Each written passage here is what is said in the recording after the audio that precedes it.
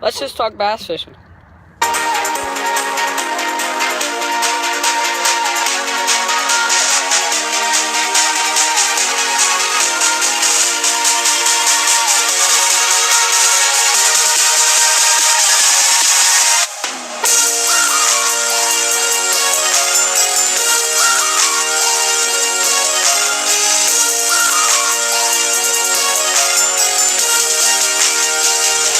Alright, so I've been out here on the kayak for quite a little bit, trying to catch you guys a fish for the intro. Sorry about the camera here. But the fish haven't been helping me. I had one on, but he popped off, so we're just gonna sit here and talk about bass fishing, about me bass fishing, like what's going on with me. Sorry for the dogs, there's some big old dogs here barking at me. And talk about me bass fishing, just talk about bass fishing in general, like the community of bass fishing. But right now, just coming into pre-spawn pretty much around here. Everywhere else is spawn. Everywhere else below me is spawn. But not around here quite yet. Around May, the end of May, is when spawn really kicks into where the big guys are moving around. But that hadn't happened here. Went out to Shelbyville, Lake Shelbyville, how many days ago? Friday, today's Sunday, so 2 days ago. And once I get the spinnerbait, and I'll show you spinnerbait that I caught on. Oh gosh, just missed him. I missed him. He whacked it though. Do I still have him? Nah, I missed him. And right there's a spinnerbait, just a booyah spinnerbait, chartreuse and white. I was throwing it up under some docks, and he came out and whacked it. He was only like a 2-pounder, even if that. He was a keeper though. He had the length, but he just was probably the hardest fighting 2-pounder I've ever fought. It was quite the fight, but he dug me under the boat and everything, but he wasn't quite the size that I wanted. And then we also caught a bunch of crappie. But that's all that's really been going on around here. I haven't been catching much but little guys. Had a cold front come in this morning, so that kind of turned everything off. Had a bunch of bites today on a 4-inch Senko, but I just think that they weren't completely committing because of the cold front. Notice I got a hoodie on, so it's a little chillier today. But I'd have to say that's just about it for me. Had a friend send me a picture, pretty good one this morning, that he caught out at his pond. But no one else has really been catching them. There's one of my other friends caught a 4-pounder last week maybe, or the week before. I think it may have been the week before. And then another one of my friends that just got into bass fishing caught one that was pushing 5. He said it was 5, but in my opinion, it wasn't quite 5. He's probably watching it right now, and he's probably like cussing me out or something, but I don't think it was quite 5. But that's just me. Bass fishing around everywhere else, they're slaying them. If you follow John B and Lunkers TV, you guys really need to go check out Lunkers TV. He's not that big of a YouTuber yet, but he's been hanging out with John B and Flair, and I'm telling you, dude, that guy's pretty cool. But they've just been catching toads. Flair broke his PB, and then next day John broke his PB, and that same night John almost broke his PB again, but it was just short. So everywhere else, they're on beds and they're slaying them. Fluke Master, he has fish that are post spawn already. I haven't even come close to starting spawn.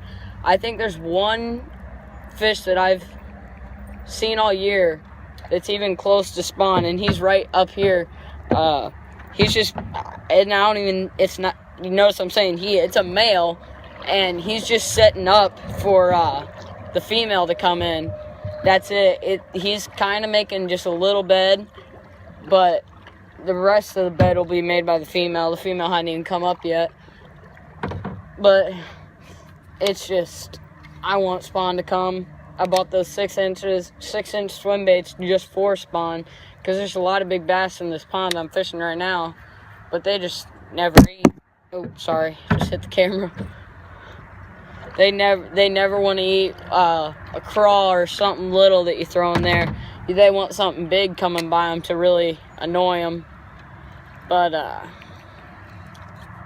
we're gonna talk about general bass fishing right now. That's what we're gonna go into next. That was just kind of scoop on everything, but just gonna kind of answer some frequently asked questions.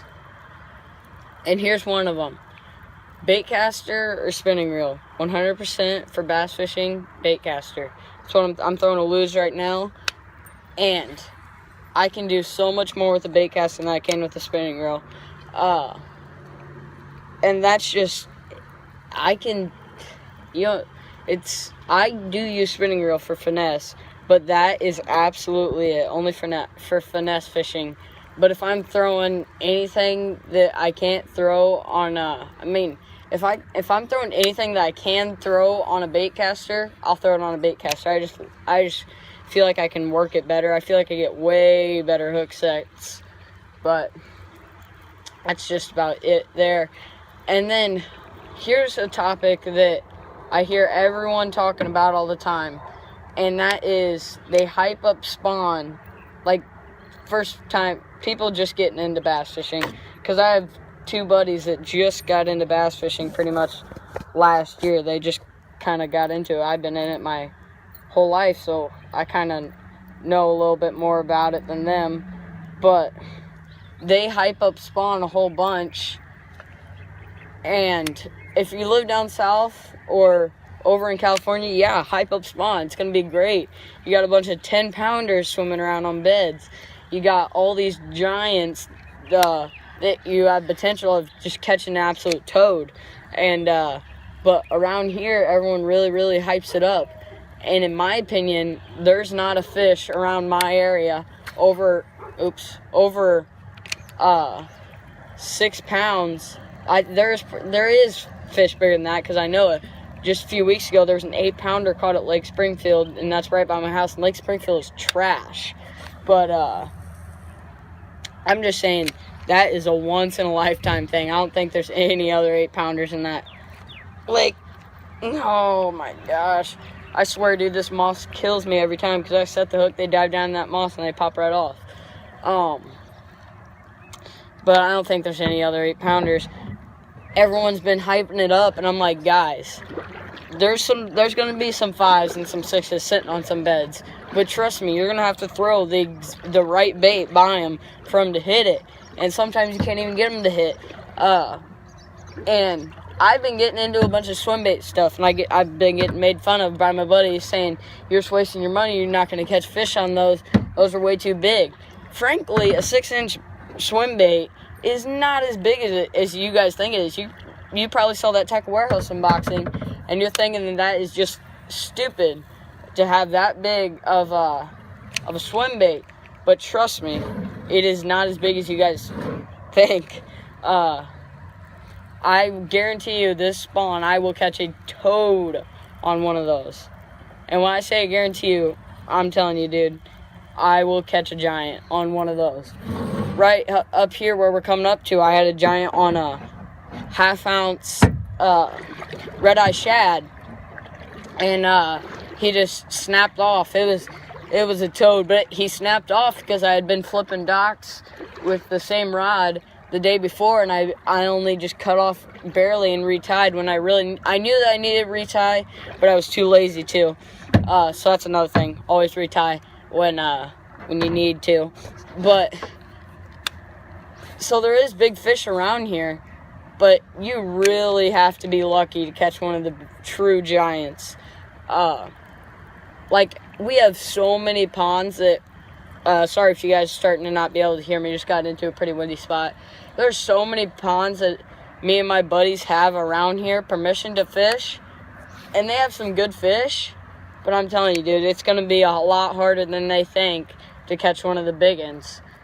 And once we get home, I'll show you a little bit of I have 50-pound braid on a swim bait reel, and I've got the 6-inch trout on there, and that will not, I won't change that bait on there till spawn, because I'm telling you, I will chuck that around during pre-spawn just for fun, see if I can't catch a giant, but during spawn, that'll be all that I have tied on that rod, because that's all that, I'll have a jig, a crawl, maybe even a spinnerbait, or even a popping frog when they're just making their beds. I'll have that tied on like everyone else does. But I'll take that, when we pull up to one of those big ones, my buddy's throwing a crawl or a jig or something, and he's not catching the fish, I'll just take my big 6-inch swim bait, and I'll just crawl it straight through there, or I'll even just set it in the bed and jig it, because the weight is in the front of the bait, so it'll just sit with its nose down and act like it's eating the eggs. And I guarantee you, I will show my buddies that I will go out there, I'll throw that swim bait at them, the fish that won't eat that little bait, because they're not as annoyed about it as they are about the big fish coming in and it trying to take its eggs and its fry and everything. Those will work through pro spawn. If you see a big old group of fry, I usually throw popping frogs through them. Just that's how it works around here. But this year I'm going to try a swim bait through it. I don't know how that'll work. I don't know if I'll catch a big one than that. But during the spawn, I'm telling you, that's going to be the key. Is when I'll find those fish, I'll throw my normal baits at them. They won't want to. The ones that won't want to eat it are going to be the big ones. And then I'm just going to flip in there with a big old swim bait. And when I say flip, I'm literally going to flip a 6-inch Huddleston swim bait. And they will whack it. I'm telling you, one of them will at least. Not all of them. I'm not saying that every fish is going to bite a swim bait if they won't bite some other kind of bait.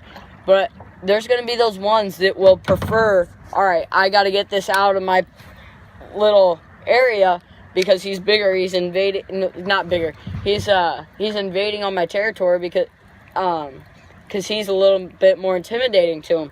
You see, they chase bluegill all day. You'll throw a bait in there, and they won't even care about your bait. They'll just care about the bluegill. That's because the bluegill are bigger than your bait, and they want to get the bluegill out of there, because they know that they will ruin their breed, I guess, for that year if they get a hold of them let's say a bass just let a big old got snagged in the tree. Let's just say a bass went ahead and let a whole entire group of bluegill get in on their bed. They would not have any babies left, because those bluegill love those bass eggs, and they just sit there and eat them all day. And the bass wouldn't be able to have any babies that year. So another thing to make sure of during spawn is you really don't want to be messing with the fish. You do not, if you catch a big one, I would not keep it out for long at all. Take a picture, put him back. I know that I had a friend, he caught 2 5-pounders in one day, and he took them home and ate them. He got a lot of crap for that, and in my opinion, he really did deserve it, because you don't keep 5-pounders. 5-pounders, those can make some big fish. I don't know if any of you guys that are watching this are hunters, like deer hunters, but when there's a big buck roaming around, you want them to breed does, because when they breed does, they pass on those big buck genes. That's the same exact way as bass fishing. If there's a big old bass, it'll pass on its big genes. So it's just, you got to make sure that you're not just thinking about in that moment that fish. You're all excited. I understand. I get excited too. But it's just, you got to make sure that for the future you're going to have more fish that are like that, so that you can catch bigger ones. This pond I'm fishing right now has toads, like big ones, but it's also got a lot of small ones, and that's from a lot of people taking fish out. my pond, this is the pond across from my pond, but the pond that I actually live on, that one has got a bunch of small fish. And it used to have really big ones. Like, I caught my PB out of that pond, and that was when I was 6 years old. So that shows you how many big ones were in there. There's one. Oh, don't pop off. Don't pop off. Just a little guy. He's all right. Oh. Okay. There we go, guys. Woo. There he is. Just a little guy. He's probably about a pound. Not even a pound. Probably 3/4. But, see, that's what I'm talking about. I was just talking about how this pond's got big old fish, but it's also got a lot of small ones. And that's from people taking it out. And my pond, dude, there used to be a bunch of big old fish in that pond. But then a bunch of people started taking them out during the spawn, because anybody can go up, see a fish, and just throw a bait at it, annoy it enough to where they'll bite it. But I'm telling you, you have to think about the future when you catch a fish, because fish, they're very territorial. So let's say you take a big one out, then another guy will move into their spot, and if that fish is smaller, then it'll start breeding. It'll have its own little girlfriend for the spawn that year and everything. But after that, if let's say that one gets taken out, another smaller one moves in, and then there's just a smaller bass in there. Then it'll just keep going down and down in size till you have a bunch of small fish, and it makes it hard when you have a bunch of little ones to have enough food for them to grow bigger. And I'm not talking in lake terms right now. Lake, of course, there's always going to be room for those bigger bass, but I'm talking around these kind of pond areas, because that's a lot of things that I fish right now is ponds. I'm looking at a boat, by the way. I've been looking at it for quite a while now. The guy's replacing the water pump in it, and then we're going to drive it, and if we like it, we're going to get it. But that's just a little scoop for you guys. So there may be a boat coming and a lot more fishing on the lake, but with these smaller ponds, you really need to keep them in check. And I know there's a lot of guys that don't have boats like me. I'm out in a kayak right now, and there's another.